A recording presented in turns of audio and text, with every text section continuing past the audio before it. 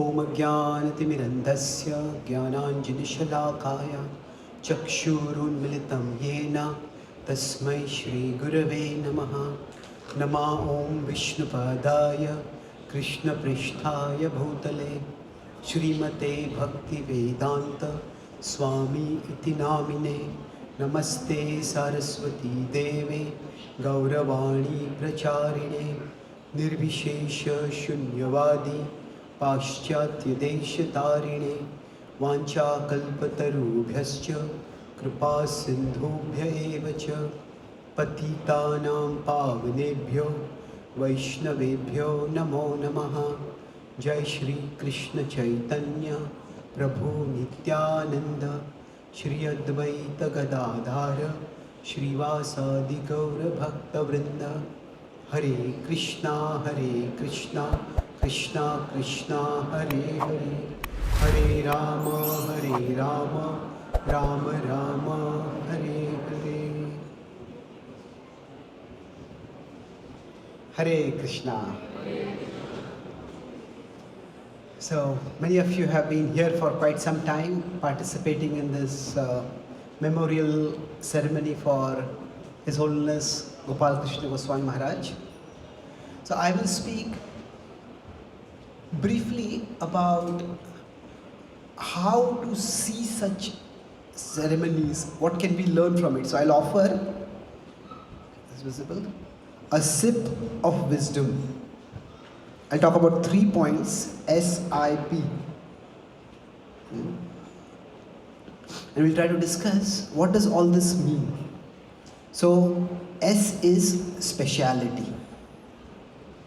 In the Bhagavad-gita 11:28-29, there is a interesting two metaphors are used to describe death. Yatha nadinam bahavam bhuvega samudrameva bhimukha pravanti tatha tavami naraloka vira vishanti vaktrani vivajvalanti. So, the metaphor that is used is, one is of a river moving toward the ocean, and the other is of a moth moving towards fire. So, death is one of the grim realities of life, and it has such a finality and unappealability. It can make us feel helpless when we think about death. That a person is there with us, and one moment and next moment he can be gone. It can lead to a sense of meaninglessness. What is the point of even living? One bug or one bang can end all of life. So what is the point of struggling and living? So this verse gives these two metaphors to emphasize how all deaths are not the same. So the point it makes is that when a moth moves towards the fire, yatha pradiptam jwalanam patanga. When the moth goes into fire, basically the moth gets destroyed. It enters into fire, it is voluntarily going towards the fire, it is entering to the fire, its body gets burned, it gets completely destroyed.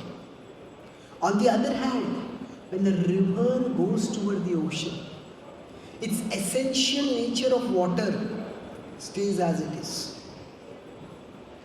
It is not destroyed. Along with that, and perhaps more important from our perspective, when a moth goes toward the fire, it doesn't benefit anyone. It kills itself, it does not benefit anyone. But when a river goes toward the ocean, the river benefits all those who are passed by the river. On the path of the river, it irrigates the flora and fauna, and millions of life forms are nourished.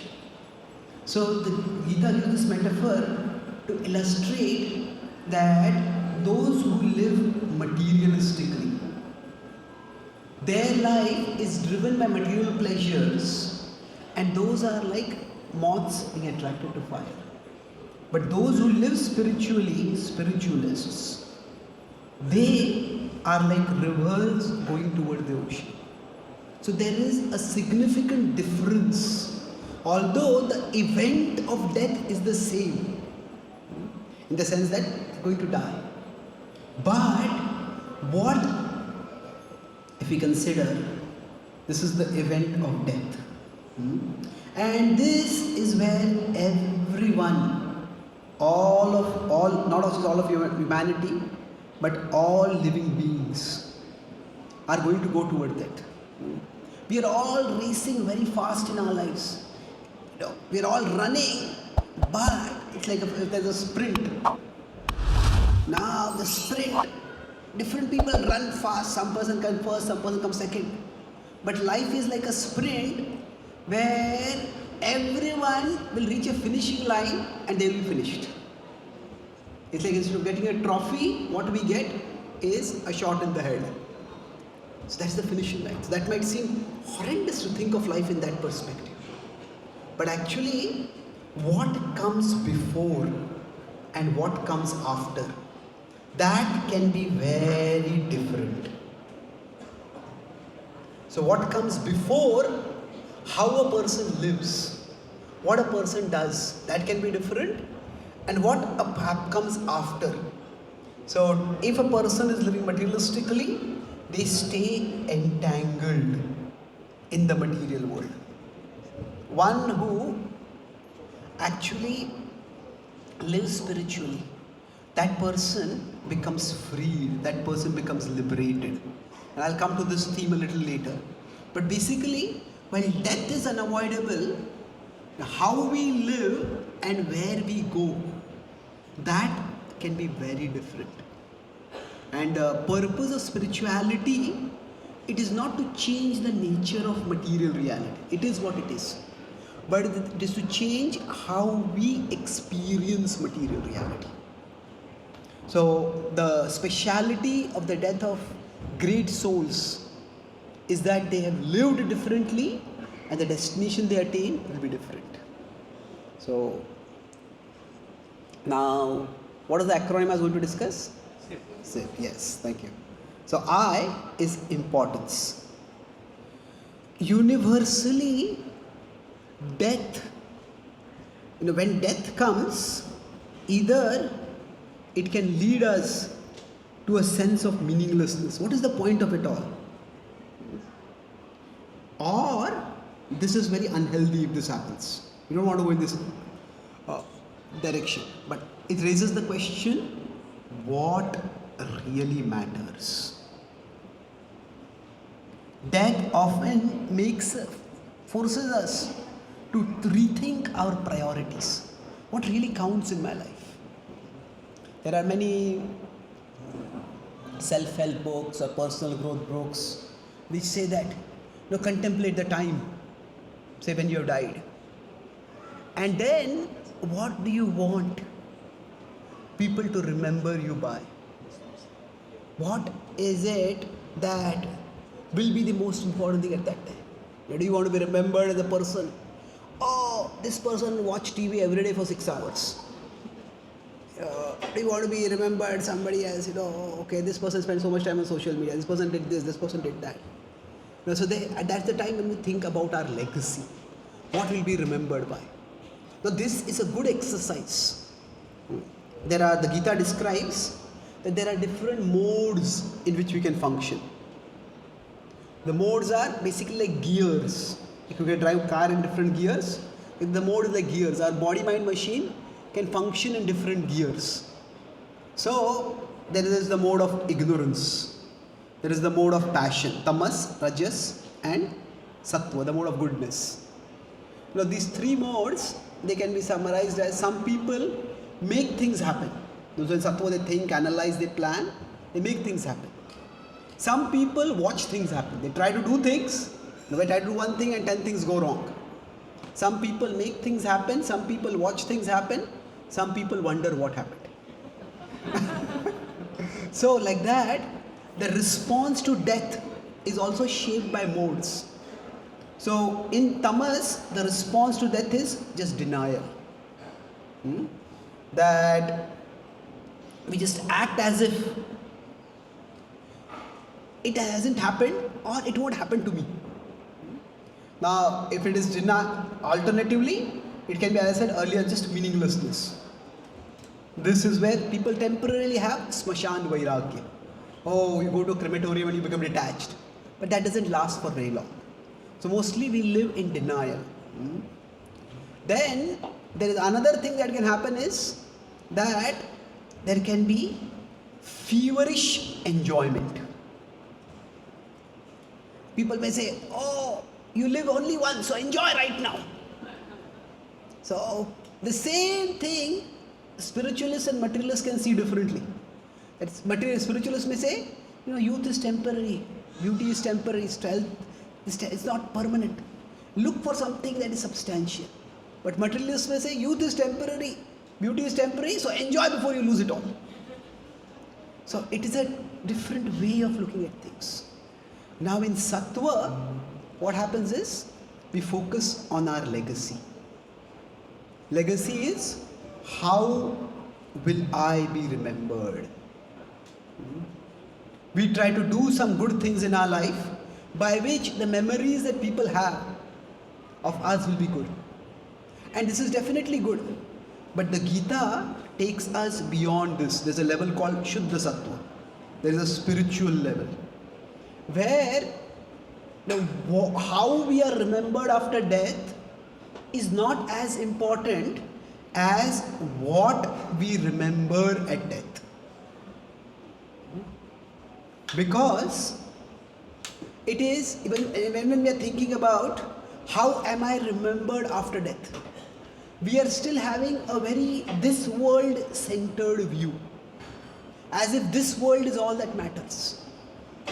When Srila Prabhupada met Alfred Ford, who was a great grandson of Henry Ford.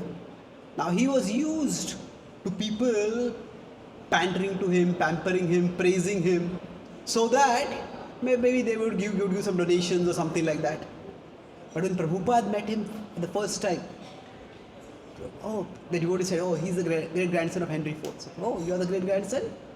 The first question that Prabhupada said, where is he now?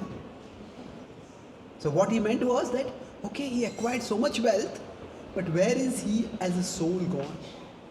So the Gita says, what we remember at our death, that is what is going to determine our destination after that. Antakale chamameva smaran muktva kalevaram.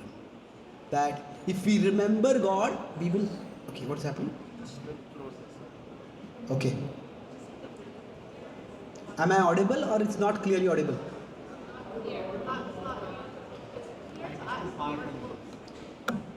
Okay. Is this better? Okay. Okay, let's keep it like this.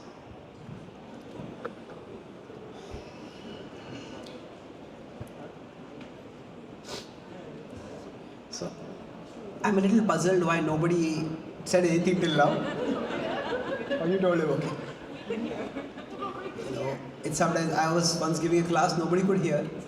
And then nobody was saying anything. So afterwards I asked, I said, we wanted to be humble. Well, this is not humility. It is, with all humility I will say, that is stupidity. Well, not necessarily.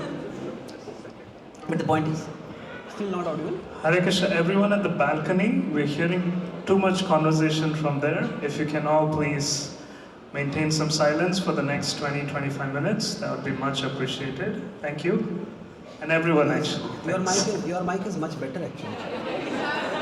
Please put this. I'll take it. The other way. Is this going? Okay, I'll hold it. Sorry. I'll put it. That's okay, I can manage. Is this better? Yeah. Okay, thank you.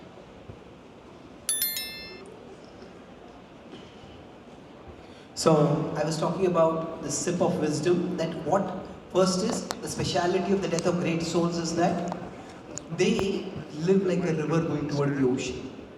That they serve, they contribute to humanity while they're living. And then after that, it's not that they're destroyed, they go back, the spiritual nature of their life continues on. And I was talking about what really matters in life. So, how we are remembered is still a very world-centered view. But what we remember at death, that is what is going to determine where we go after that. And that is much more important. Now, why is that so important? Because we are on a multi-life journey. Now, death is not the end of the book of life. Some people think, okay, I just existed and stopped existing. No. Death is just the end of one chapter in the book of life. It's just end of one chapter. It's not a termination, it's a transition. It's a transition to another level of existence. And that's why what we remember is important. Now, why that? That will bring me to the last part. So, basically, death makes us consider what really matters in life, what is important. It's okay. Okay. Is this audible? So that brings me to the last part. What is the last part of the acronym? Yes. So how can we, P is basically process. So how can we live our life in a way that we focus on the things that matter? And this is where the examples of great souls can also be a very important guideline for us.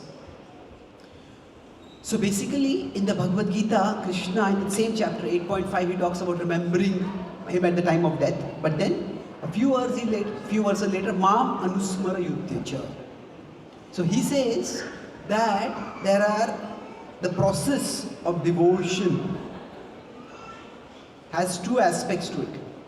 There is one which is a connection. It is an internal connection with the Lord. And there is outer contribution. And each one of us, we have been given certain gifts, certain abilities. And with those, we are meant to make a contribution. We come to the world not to just accumulate. Oh, I want a bigger house, I want a bigger car, I want more Instagram followers. No, okay. Those things are there, but all these things are going to go. But what we can do is, we can internally connect with the Lord, and externally, we can contribute during our life journey. The river, going back to that metaphor, the river is doing that. It is flowing toward the ocean, but it is not just flowing toward the ocean. While it is flowing toward the ocean, it is contributing to the entire landscape. And each one of us is also meant to do that.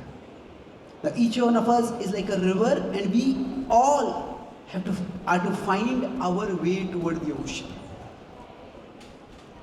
So the process of bhakti, what it tells us is that when we focus on remembering God, what we remember at death, that remembrance is not just turning away from the world and not caring for the world. This happens sometimes when people think that if you become too spiritual, then you'll stop caring for the world. That is not the version of spirituality that the Bhagavad-gita talks about. The Bhagavad-gita tells us that basically, I'll make 2 points in this and then I'll conclude. We have the spiritual level, we have the material level. So, we are existing right now in the material world. And one understanding of spiritual growth is that God, Krishna, exists over here. And we want to go from here to the spiritual world. And that is true. However, this is a simplistic understanding. Because Krishna doesn't just exist in the spiritual world. Krishna exists in this world also. Yataha pravrittir bhutana yena sarvamidam tatam swakarmanatam abhyarcha siddhim vindati manava. In 3 verses 1846 to 48, what Krishna says is that we need to see the divine in this world also. So basically, our journey toward the spiritual world is our connection. But in this world, we make a contribution. So the talents, the abilities, the interests that we have, we use them to serve, to contribute. Now for many people, when God is not a part of the picture, then what happens is their vision gets reduced only to this much. That I am here and the world is here. And their whole focus is on, okay, what can I get from the world? Okay, I'm working hard, I want people to recognize me. I want this, I want that, I want that. And when we have this limited vision of life, this is at best unfulfilling. Because we may work hard, we may have our gifts, we may use them, but the world's response will never satisfy us. Even if somebody becomes famous, okay, they'll always, I want more fame, I want more fame, I want more fame. Somebody gets wealth, somebody gets more pleasure. At best, it's all unfulfilling. But at worst, it can be devastating. Why devastating? Because the world can in one fell blow take everything away from us. So spirituality expands our vision. We don't reject the world, but we see a bigger picture of life.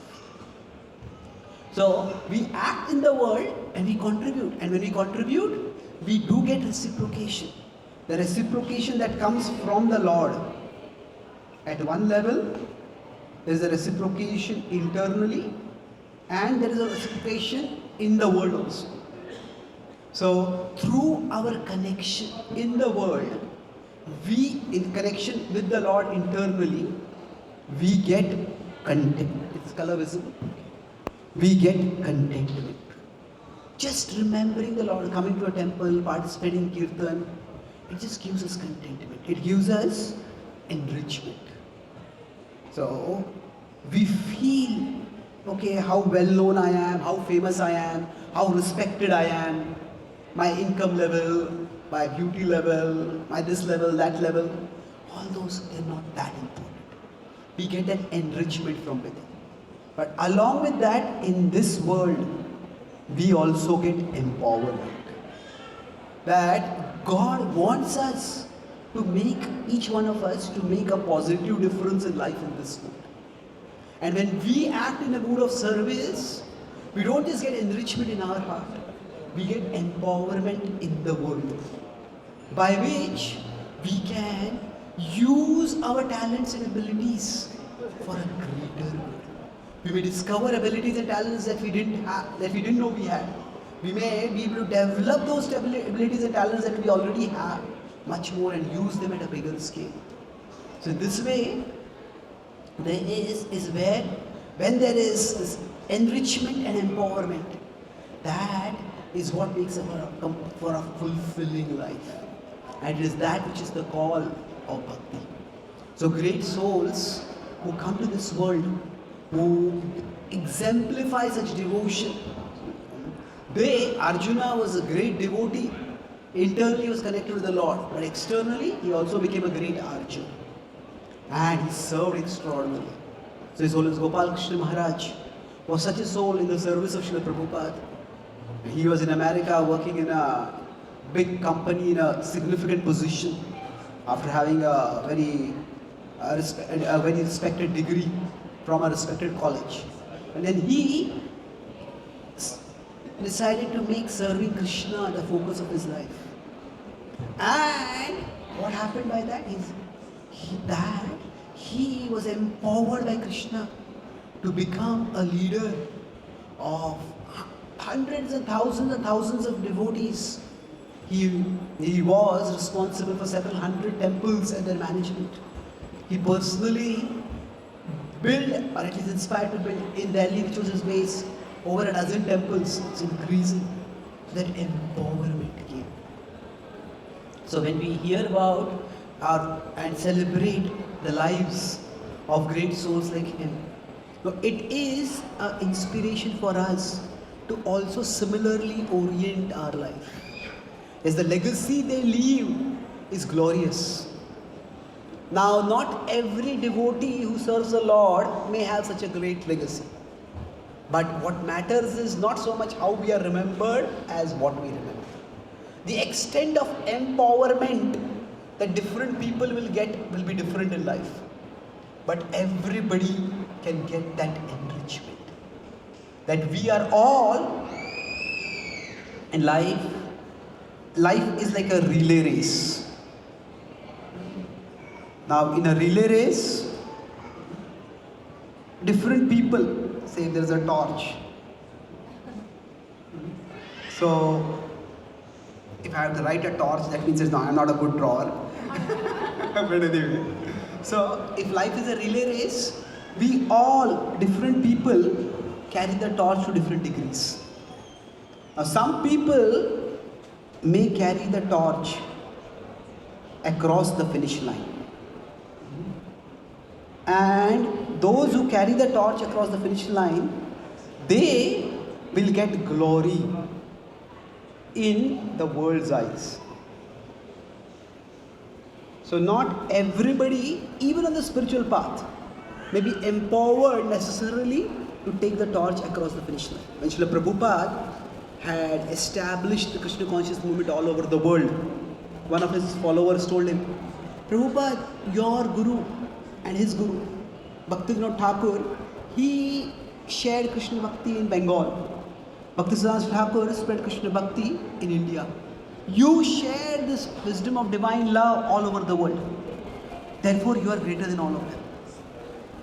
And Prabhupada became very grave. He said, never think like this. He said, it is by their mercy that I have achieved this. Parents are always happier when their children exceed what they have done. So, so some people get to cross the finish line and they may get all the applause. But every single person who participates in the relay race, they get glory in God's eyes. Every one of us, if we act in a mood of service, we all have our parts in life. If we try to play those parts in our family, in our profession, in our country, we play our parts with greater devotion. And that means we need to take some time out quality for developing our connection with the Lord. In one sense, there's connection where we turn away from the world to focus on the divine, to develop that connection. We chant the holy names, we come to the temple, we read wisdom texts, we strengthen our connection. And then we turn toward the world with a bigger vision of what we are doing. Then we all will be empowered to different degrees. But every one of us can make a difference in this world, small or big. And most importantly, we can make a difference in our own hearts. And such is the life of devotion that His Holiness Gopal Krishna Maharaj not only demonstrated, but he has inspired hundreds and thousands of devotees across the world to live. The same principle I'll illustrate with one interaction of mine with him. I was introduced to Krishna Bhakti in Pune in 1996. So he was the leader of the GBC over there. And I used to ask some questions whenever he would come. And he noted, he said, one time he was going out for a japa walk and I met him. And he saw me. He said, you asked very intelligent questions. He asked me what is my name. And then he would remember my name every time. And then I used to write articles. I used to publish articles in Times of India and other papers. I used to comment on current affairs. So then in 2006, 7, 8, when there was this big recession, so Maharaj came to Pune and he called me. He said, I want to talk with you. I said, yes, Maharaj. He said, no, you write the current affairs. He said, you should write a book on how this recession has actually been caused by greed. And you talk about how the Bhagavad-gita spiritual principles can actually address greed and thereby offer spiritual perspective solutions to the problem like recession. So I had been thinking of something like this, but I saw that instruction from Maharaj as a vindication. Then I started talking specifics. And when I started talking a little bit more specifics, I was amazed at how much awareness he had of contemporary economic and geopolitical affairs and the depth of his insights. Not just the news of what is happening, but the underlying trends and the underlying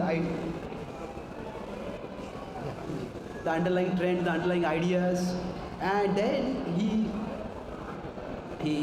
I was felt very inspired by that. And then when I wrote the book, I told Maharaj I completed the book. Maharaj said I will write the foreword for it. So he himself gave the foreword. And then when the book was completed, Maharaj said, you send me the book. He said, I will give copies to the top Indian leaders. So later on, the servant told me that whenever Maharaj would meet some of the leaders, so that book, Adversity, the Recession, Adversity or Opportunity, Maharaj gave those books. So I am not even a disciple of Maharaj. Maharaj probably interacted with me for a few occasions. But apart from the inspiration that he gave me specifically, what struck me is that here is a leader. He sees an opportunity for service and he will think, okay, this person, this place that I visit once a year or twice a year, this person can do that service. So having ability is great. Developing ability is even greater. But noticing others who have abilities and helping them develop their abilities, that is the greatest service. That is the service that Maharaj did for thousands of devotees. He did it for me. And we can seek his blessings so that we can all find our abilities and learn to use them in a mood of service to Krishna. Thank you very much. His Holiness Gopal Krishna Goswami Maharaj ki, Srila Prabhupada ki,